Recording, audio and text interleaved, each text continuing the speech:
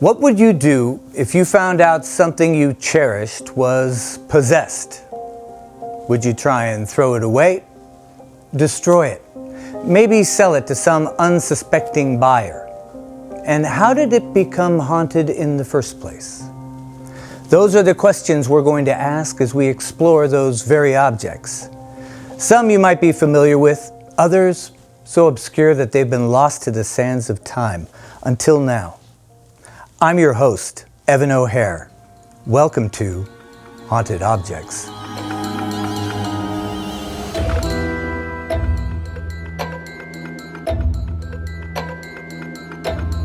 Thanks for watching Haunted Objects. Make sure to subscribe to our channel, like this video, and click the bell so you can be notified when new episodes of Haunted Objects goes live.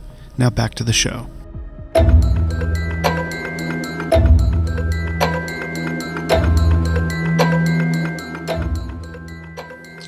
To be or not to be, that is oops, sorry.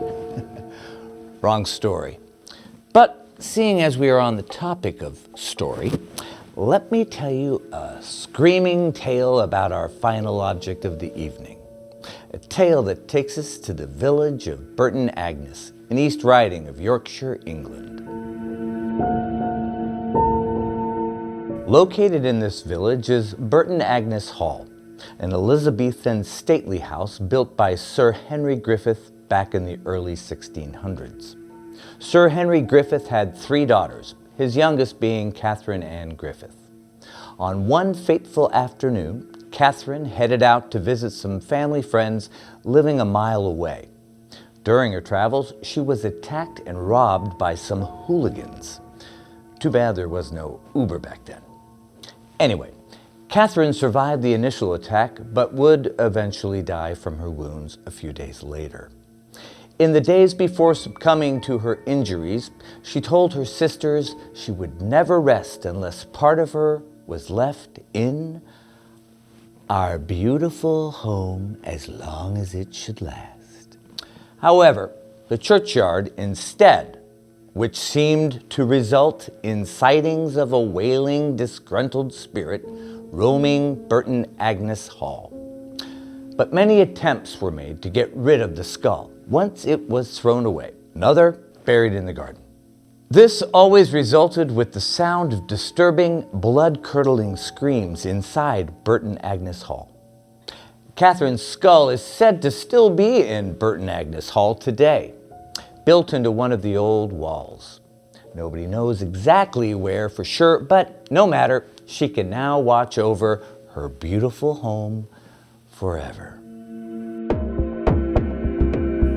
Catherine made them promise to cut off her head after she dies and to preserve it in the hall forever. Remembering Catherine's dying words, the sisters took counsel with the vicar, and they eventually agreed to open Catherine's grave. Her skull was brought into the house, and so long as it was undisturbed, Burton Agnes Hall remained peaceful and untroubled. Visitors of Burton Agnes Hall still claim to hear terrifying screams.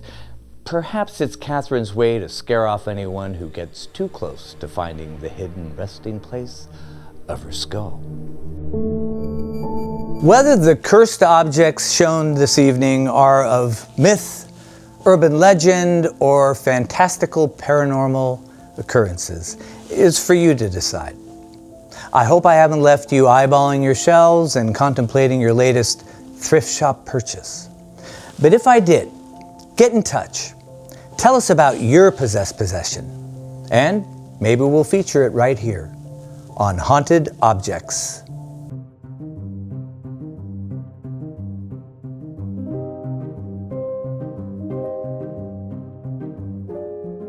Thank you for listening to Haunted Objects, brought to you by Resurrection Films, hosted by Evan O'Hare and produced by Shawnee Elise Cook, directed and edited by Jason D. Morris, written by Carly Street, Mark Francisco, and Jason D. Morris, co-produced by Troy L. Foreman and Jason Hewlett, executive produced by Resurrection Films and Berg Garabedian. Haunted Objects was originally aired on the Paranormal Network for Joe Blow Media Inc.